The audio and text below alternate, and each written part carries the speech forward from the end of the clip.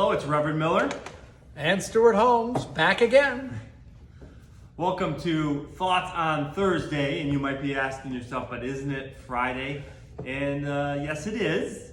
And the reason we're recording today and not yesterday is because We're busy.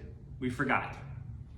We had thoughts, we just forgot to share them with you, and Stuart reminded me this morning we didn't do it, so we're here Friday morning to give you a few thoughts about the worship service coming up this Sunday, which for us is Reformation Sunday, where we're celebrating really the start of the Reformed Church and the Reformation movement, which started now 503 years ago. 1517, Martin Luther put 95 thoughts or theses onto a door to really change the church, and it had a huge impact. And so as we look and prepare for this Sunday and this idea of Reformation, and Martin Luther just really looked at God's grace as a gift and how that transformed the way he thought and how he thought the church should function.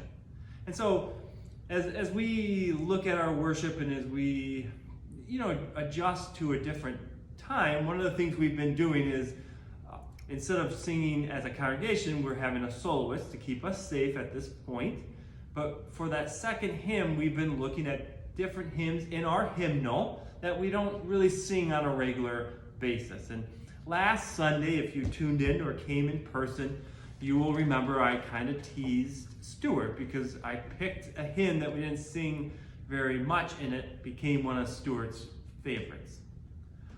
Well, I failed to tell you that a few weeks ago I picked another hymn because of the words of the hymn, and as I brought it over to Stuart, we realized the tune was kind of a dud. And I'm not going to tell you what tune, I don't want to make fun of the composer, but it just didn't work. And so as we look at this idea of singing different hymns, sometimes it's going to be a fantastic new hymn that brings some new insight into us, and other times it's just going to be a dud.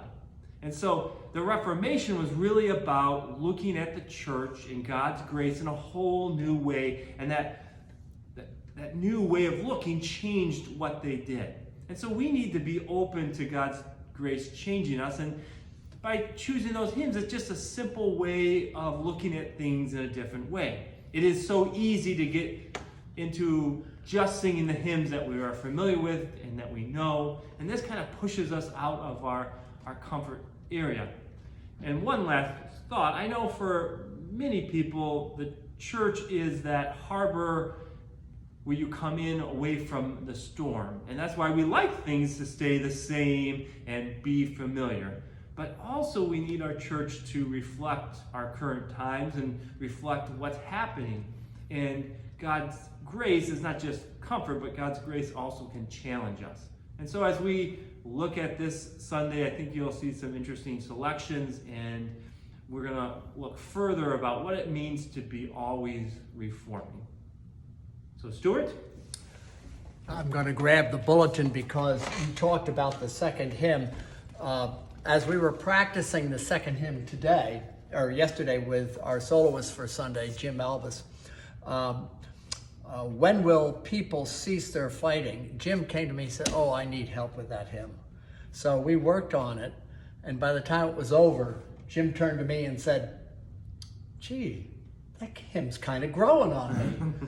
And my response was, it's a good old English Episcopalian hymn. That's, why it's growing on you. And he let that just slide.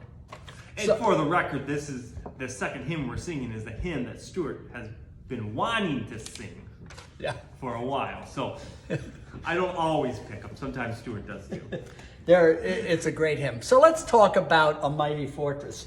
Of course, you all know Martin Luther as a great theologian who began the movement, as Rob said. He was also a brilliant musician.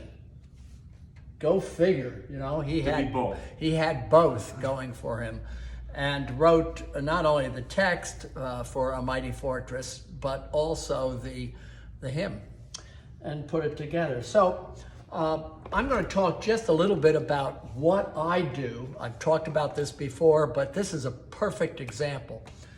How am I going to play this hymn?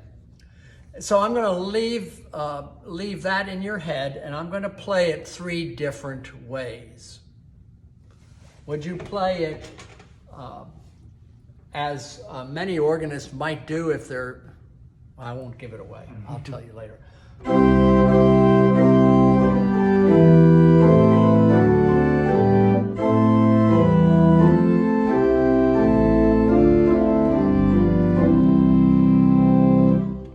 I should refine that. When I say play it, I'm talking about how would you register it in order to help the congregation sing.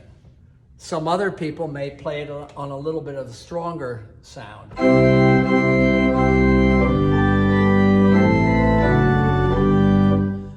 And I have chosen this. Actually, it wasn't my choice, it was John Ferguson, another great Lutheran.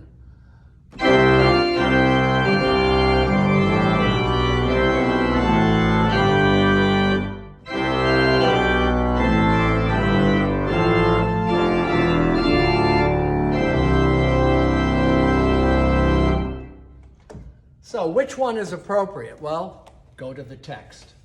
The text starts out with, "A mighty fortress is our God, a bulwark never failing." And that is what led me to choose that stronger sound with the melody back in the pedal. And the job of the organist is to kind of pull the text into greater meaning for those who are singing. Not always easy. My friend Dick Fry was wonderful with improvising. Dick Fry was at the Methodist Church in Ridgewood for many, many years.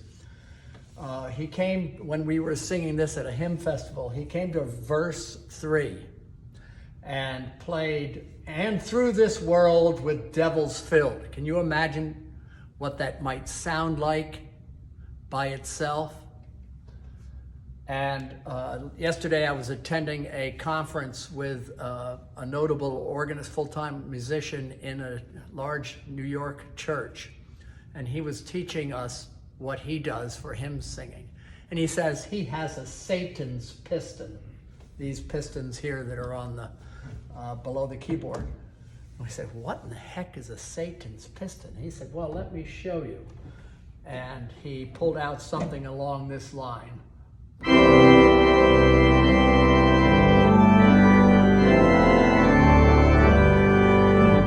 That kind of grumbling tension. And Dick Fry was doing